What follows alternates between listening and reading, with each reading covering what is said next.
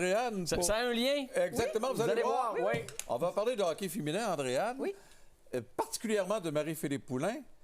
Mais tu parleras pas de hockey avec Marie-Philippe Poulin. Non, exactement. Parce que Marie-Philippe Poulin, sa réputation n'est plus à faire, évidemment. 4 médailles olympiques, dont 3 en or. 12 médailles en championnat mondial, dont 4 d'or. Elle est sur l'équipe nationale depuis 2007. C'est la joueuse des grands moments. Pensez à la dernière finale du championnat mondial. On savait qu'elle n'était pas à 100 explose au dernier match. Donc, vraiment, elle nous a tellement habitués donc, à ces grands moments de hockey.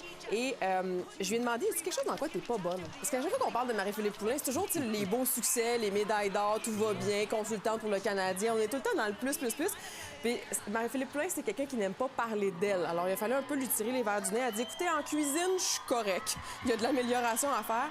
Mais tout ce qui est côté artistique, et je la cite, zéro, je suis poche. Côté artistique. Et ça inclut, malgré elle, le karaoké. Voici sa réaction quand je lui ai parlé de karaoké. OK. Ben là, ça dépend à quelle heure, là, mais... Non, c'est pas ma force, mais j'aime ça. OK. Mettons ta chanson de karaoké. To be with you, Mr. Big. OK. Ouais. Ah ouais? Ouais.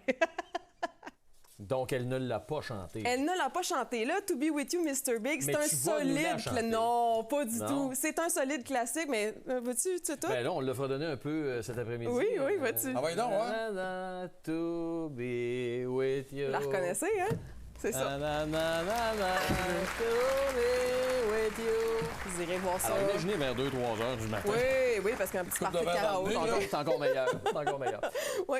Bon, Bravo. on sait qu'elle est née pour jouer au hockey, Absolument. évidemment. Est-ce qu'elle a déjà envisagé une autre carrière que celle de hockeyeuse? Oui, bien c'est ça que je lui ai demandé comme question. T'aurais fait quoi si t'avais pas joué au hockey? Parce qu'elle a des patins dans les pieds depuis qu'elle a 4 ou 5 ans quand même. Elle a gravi les échelons. Elle est diplômée en psychologie de Boston University. Donc, je lui demandais est-ce qu'il y aurait une carrière par rapport à ça. Elle dit, j'ai aimé ça parce que ça m'a permis de mieux comprendre, de mieux connaître les gens. On peut comprendre aussi pourquoi c'est une bonne capitaine. C'est un bon trait de caractère pour elle. Mais elle m'a parlé davantage de devenir policière ou pompière, parce qu'elle dit il y a un sentiment d'appartenance dans ces métiers-là. Il y a aussi un esprit d'équipe. Et il y a une autre option aussi qui la ramènerait directement en Beauce, parce que, comme elle-même m'a-t-elle dit, tu peux sortir la fille de la Beauce, mais tu sors pas la Beauce de la fille. Voici son plan B en Beauce. C'est drôle parce que quand mon père a pris sa retraite, j'ai dit, on s'achète une érablière ensemble, ça serait full le fun. Il a dit que c'était trop de travail, mais peut-être éventuellement. J'adore le sirop d'érable. C'est quelque chose que, tu sais, le mois de février, mars, avril, là, sirop d'érable tout le temps. Sérieusement, là, ça sauve une érablière, ça va tellement bien marcher en Ben oui, Beauce. c'est sûr. Comme l'après-carrière, là, Oh, l'érablière, oui. j'ai Oui. des poulains, là, c'est oui. sûr que ça Oui. fonctionne. Encore un autre succès.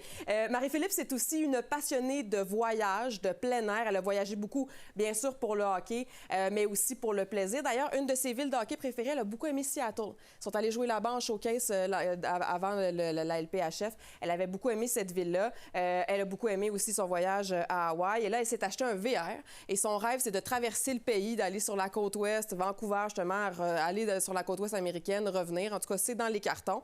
Mais là, il y a une nouveauté dans sa vie depuis quelques années. Autant elle a toujours aimé le voyage et le plein air. Là, c'est l'amour des chiens. En tout cas, l'amour de son chien. Parce qu'elle ne voulait pas de chien. Elle dit un chien, c'est sale, ça fait du poil, c'est pas le fun. Et là, bien, vous voyez, hein, sa conjointe, Laura Stacey, a beaucoup insisté. Et donc, durant la pandémie, en novembre 2020, elles ont adopté Arlo, qui est un Golden Retriever qui maintenant a 3 ans et demi. Elle dit ouais, il y a du poil, je passe la balayeuse plus souvent. Mais oui, finalement, ça fait une différence. Et ça fait une différence au quotidien. En fait, j'ai l'impression que ça a changé sa vie à certains égards. Et puis, vous allez l'écouter. Remarquez l'émotion dans sa voix quand elle parle de son chien Arlo. Tu sais, je te mentirais pas, la pression que tu te mets à bien faire en tant que joueuse de hockey, tu veux pas décevoir personne. Je pense que quand il y a, mettons, des grosses défaites, des fois, tu te dis, Colin, t'as déçu beaucoup de monde. Fait que quand tu arrives à la maison et tu as un chien qui te dit, c'est pas grave, ça fait du bien. C'est touchant, hein, quand même. Mais là, ces projets de retraite, c'est pas pour tout de suite.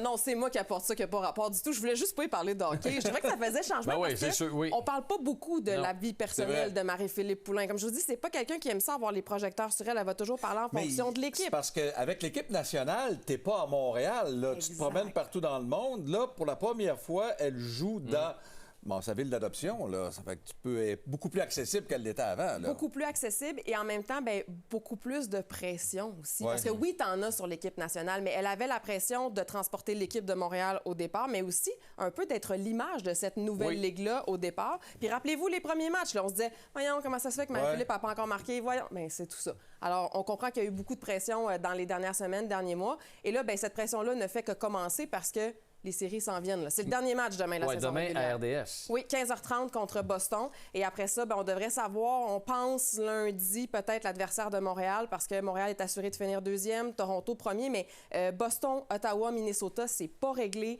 Il y a un match dimanche soir, donc ça se peut que ce soit long avant qu'on sache finalement contre qui Toronto va jouer, parce que je vous rappelle que Toronto peut choisir de jouer contre la troisième ou la quatrième peut choisir position. son adversaire en première ronde. Là. Absolument. Alors, on s'en reparle en début de semaine prochaine. Et Ça va être drôlement premier intéressant. match 9 et 11 mai à la Place Belle. Absolument. Et sur les ondes de RDS. Oui,